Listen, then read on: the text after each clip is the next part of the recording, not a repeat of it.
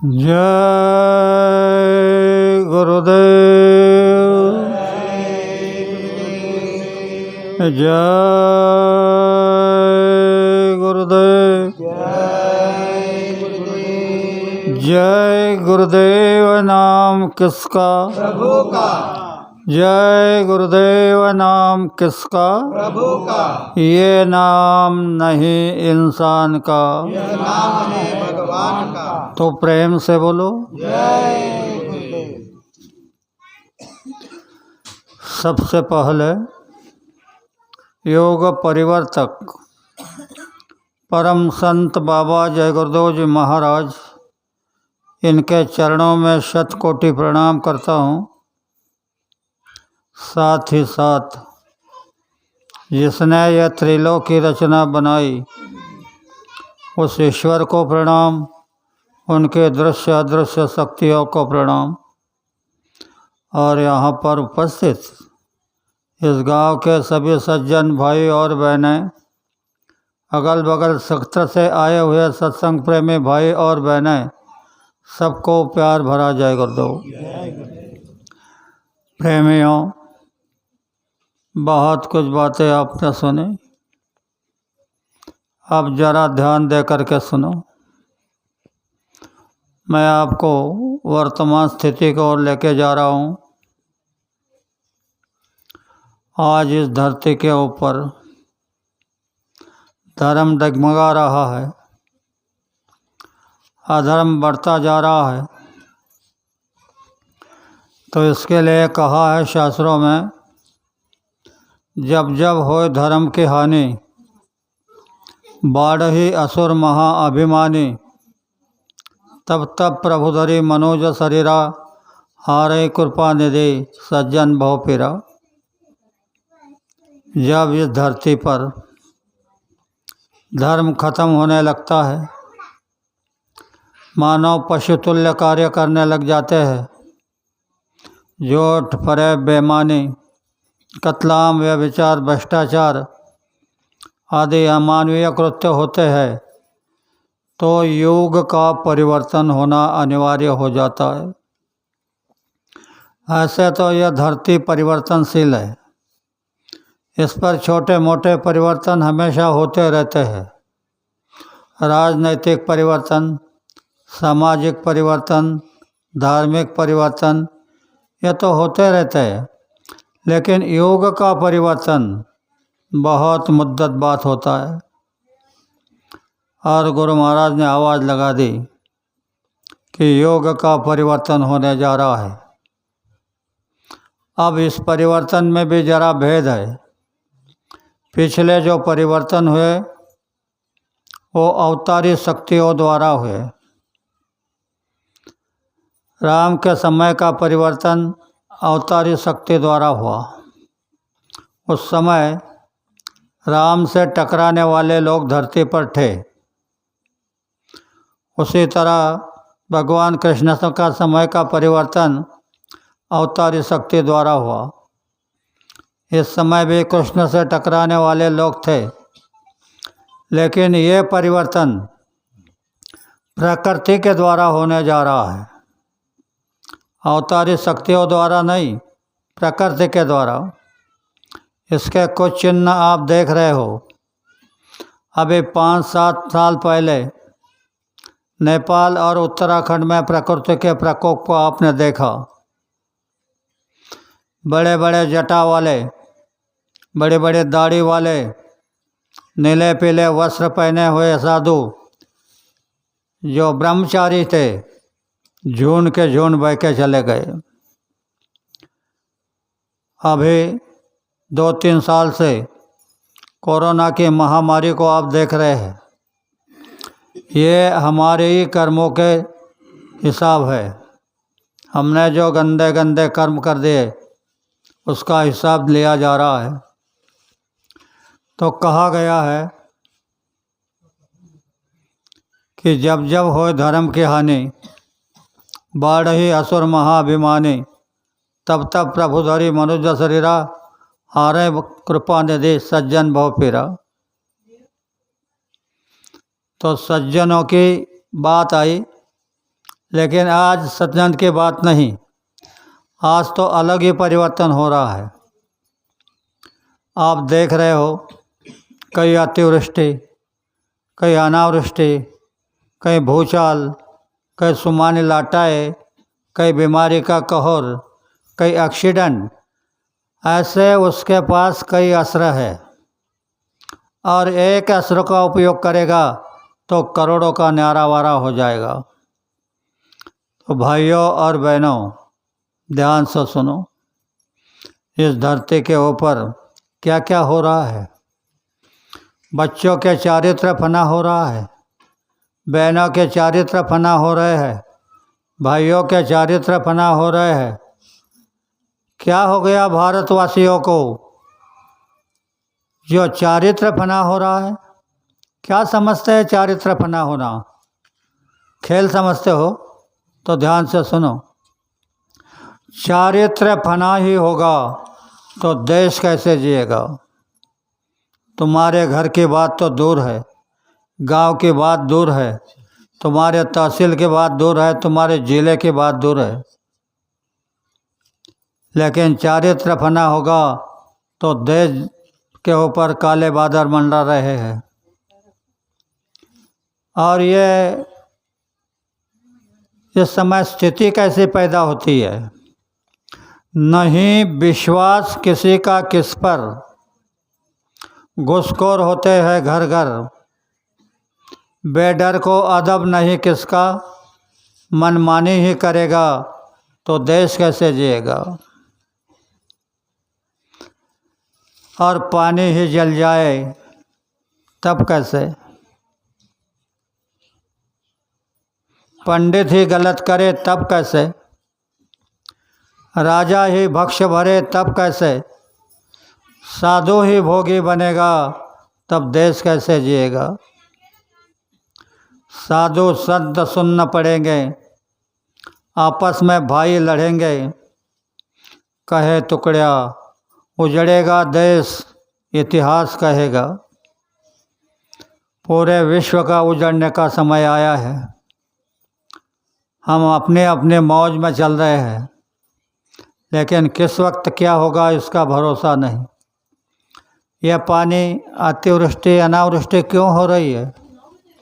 आज का मानव नीति छोड़कर परनारी पर निगाह धरे, निष्दिन सोता है विषयों में, पलना भजन में जाग सके। संतों की बातों को कोई नहीं माने, सभी गुनगुनाते हैं सदा फिल्मी गाने। घर घर में हो रही नटियों की पूजा और यही हो रहा है उसी का नतीजा। कहीं कहीं एक बूंद ना बरसे पानी भर बरसात में। बात आपके समझ में आ गई होगी, लेकिन एक बात नहीं समझ पा रहे होगे कि घर घर में हो रही नटियों की पूजा। तो उसे भी सुन लो। आपके दीवारों पर जो तस्वीरें लगी है, राम की, कृष्ण की, हनुमान की, अनुसया की, सावित्री की, लक्ष्मी की, अन्नपूर्णा की, तो क्या आप उनके पास जाकर के तस्वीर खींच कर लाए? नहीं। तो फिर क्या किया? मार्केट में गए, मार्केट में कैलेंडर मिला, तो जिसने राम का पात्र किया उसका कैलेंडर लेकर के आए, जिसने कृष्ण का पात्र किया उसका कैलेंडर लेके आया, जिसने लक्ष्मी का पात्र किया उसके कैलेंडर लेके आए, जिसने अनुसया का पात्र किया उसके कैलेंडर लेके आए। यानी नट और नटियों के कैलेंडर लेकर उसकी पूजा हो रही है। इसलिए कहा गया कि घर घर में हो रही नटियों की पूजा, और यही हो रहा है उसी का नतीजा।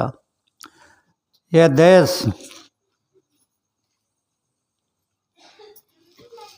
पूजा पाठ का नहीं है। कलयुग केवल नाम आधारा, कलयुग में सिर्फ नाम का आधार है।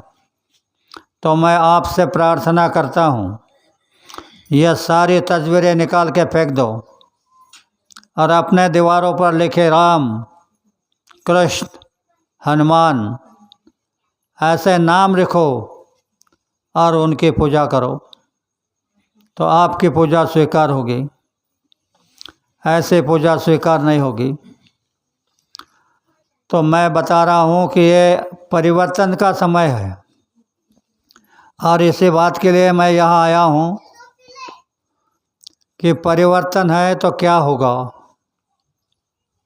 परिवर्तन प्रकृति के द्वारा है। अगर तूफान आया तो कौन रखेगा?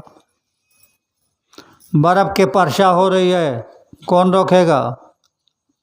अतिवृष्टि हो रही है, कौन रोकेगा? तो वह प्रभु जब जैसा समय आता है उसी तरह की योजना बनाता है। तो आज एक धार ऊपर से उतर रही है और वह धार इन बहनों के ऊपर है, इनके ऊपर उतर रही है। यह अगर मैं बता रहा हूँ उसकी पालना करेगी तो इनको मालूम हो जाएगा कि इनके अंदर क्या जागृति हो गई। मैं हर बहन से प्रार्थना करता हूँ कि ए बहनों, आप अपना नाम पतिव्रता के लिस्ट में लेकर के आओ। यानी पतिव्रता का नियम का पालन करो। आप कहोगे क्या करना पड़ेगा? पतिव्रता बनने के लिए क्या कोई मंत्र का जाप करना पड़ेगा या एक पैर पे खड़ा होकर के तप करना पड़ेगा? कुछ नहीं। शास्त्रों में लिखा है, पति सेवा करे चित लाई तो पतिव्रता कहलाई। हर बहन अपने पति की सेवा चितमन लगा करके करे, उनके आदेश का पालन करे, भूल कर भी उनसे झगड़ा ना करे। 3 बातें ध्यान से सुनो बहनों। अगर तुमने इन 3 बातों की पालना कर ली और देख रहे हो तुम 6 महीने हो गए, 7 महीने हो गए पालना करने में, और तुमने देखा कि इधर से तूफान आ रहा है, घरों के छत उड़ रहे हैं, टीन के पत्रे उड़ रहे हैं, तो लेना अनुसया के तरह हाथ में जल और कहना कि हे बाबा जय गुरुदेव जी महाराज, मैं आपके आदेश का पालन कर रही हूँ। यह तूफान किनारे से निकल जाए। तूफान किनारे से नहीं निकल जाएगा तो बाबा जी को बाबा जी मत कहना, कोई बताने नहीं आएगा, क्योंकि यह शास्त्रों में लिखा ही नहीं है। यह महापुरुष जानते हैं और समय पे वो समाज को प्रबोधन करते हैं। अभी रही बात प्रेमी भाइयों की, भाइयों के लिए भी आदेश है, कोई भी भाई अपनी पत्नी को लक्ष्मी समझे। पहले पत्नी को लक्ष्मी कहा जाता था, पर उसको खेल करना था, उसने लक्ष्मी नाम को समाप्त कर दिया। फिर कारभारनी नाम आया, ठीक था, घर का कारोबार देखने का ज्ञान होता था। अब तो सुशिक्षित नाम आ गया, मालूम है ना आपको? मिसेस, मिस यानी मिस्टेक और यस यानी हाँ। तुमको गलती का पुतला बना दिया। जहाँ से रक्षा होने वाली है उनको ही गलती का पुतला बना दिया, तो कैसे समाज की रक्षा होगी? अब रक्षा की जिम्मेदारी बहनों के ऊपर है। यह पतिव्रता धर्म की पालना करे। इसका एक छोटा सा उदाहरण आपके सामने रखता हूँ। एक बहुत बड़े सेठ थे, वो टहलने के लिए निकले, थोड़ी दूरी जंगल में गए तो एक बड़ी नदी थी, उसमें नाव चल रही थी। दोनों पति पत्नी नाव में बैठ गए, ये किनारा वो किनारा, वो किनारा ये किनारा, ऐसे टहल रहे थे। शाम के 5 बजे का समय था। एक बूढ़ा आदमी मूली लेकर के आया। बदन पर कपड़े नहीं थे, लंगोटी लगी थी। मूली किनारे लगा दी, नाव की राह देखते बैठा। सेठ अपने पत्नी से कहने लगा, देखो बूढ़ा आदमी है, बदन पर कपड़े नहीं हैं, फिर भी मूली ढो रहा है। वो नारी पतिव्रता थी। उसने कहा कि उसकी पत्नी कर्कश होगी। ध्यान से सुनो बहनों, मैं क्या बता रहा हूँ।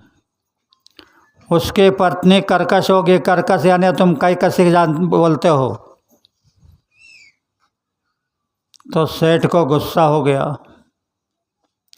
उसने नाव वालों को कहा कि नाव किनारे लो। नाव किनारे ले उतर गए दोनों। फिर वो पत्नी से कहने लगा कि उसकी पत्नी कर्कश है तो उसको ये दिन है, और तुम मेरे पत्नी हो तो मैं सेठ हूँ, तुम यही रखो, मुझे तुम्हारी ज़रूरत नहीं। इस बात को भी अच्छी तरह समझो। बिना अपराध कोई गलती नहीं, जो पत्नी का त्याग करता है उसे भी सज़ा भुगतनी पड़ती है।